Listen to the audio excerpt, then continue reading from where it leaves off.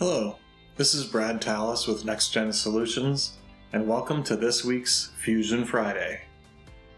So in this week's topic, I'm going to be talking about gear ratios with motion links.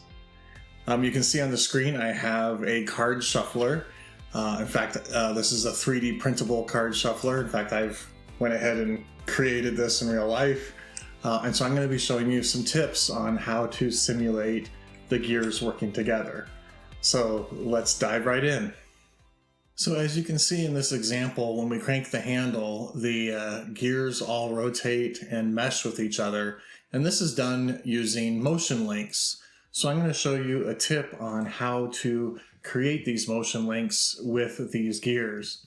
So in this example, I have all of these gears rotating, but they are not linked together in any way.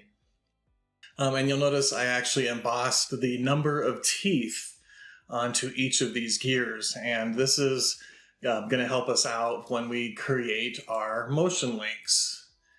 So I'm going to say motion link, and what is the joint? So I'm going to go ahead and select this rotational joint and this rotational joint, and you can see how it's simulating them working together.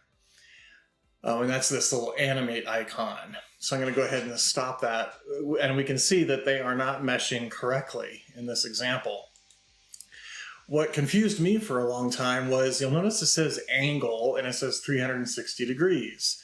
And so I would have to figure out what is the angle I need this larger wheel to turn, and what is the angle I need this smaller wheel to turn to mesh correctly. Well, instead of angle, you can use the number of teeth. So for example, I'm just going to come in here and type in 31 for this one, and I'm going to type in 12 for this one. I'm going to go ahead and hit play, and sure enough, we can kind of see how the larger wheel's going a little bit slower and the smaller wheel's going a little bit faster. I'll go ahead and say okay. And if I rotate this handle, I can visually confirm that sure enough, that is correct.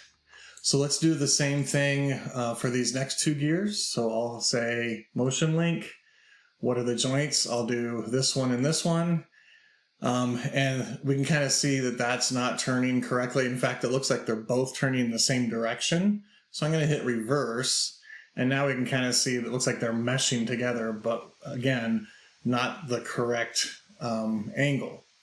So I'll do the same thing. Let's start with 31, and the other one, let's make 22, and hit play. And notice that looks incorrect also. So basically, I just have to flip these. So this one, I'm going to make 22, and this one, I'm going to make 31, and we'll hit play, and that looks much better. And now when we rotate the handle, we can see that those three gears are all meshing correctly with each other. I'll do that one last time. So I'll say motion link, and I'll just click the two angular motion links, or I'm sorry, joints.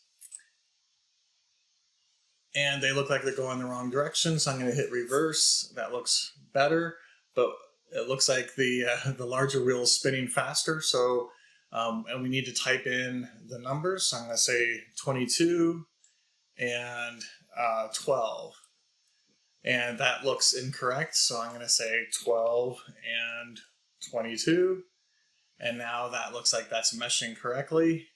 I'll say OK, and just that quickly, we are now having all of these gears mesh correctly with each other.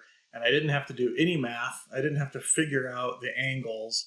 I just used the number of teeth for each of these gears. And how I basically figured that out is I kind of picked the tooth that was near this notch right here. So that's 1, 2, 3, 4, 5, 6, 7, 8, 9, 10, 11, 12. So that's how I figured out how many teeth for each of these gears. I just picked one that was pretty close to that notch, and then just counted around. So hopefully this helps you in future projects. Hopefully you found this video useful. If you did, All I ask is that you give the video a thumbs up and share or repost the video with others in your network. This will help spread the knowledge of Fusion out to the community. If you have any comments or ideas for future topics, please reach out to me at bradtallis@nextgensolutions.com, and I look forward to seeing you on the next Fusion Friday.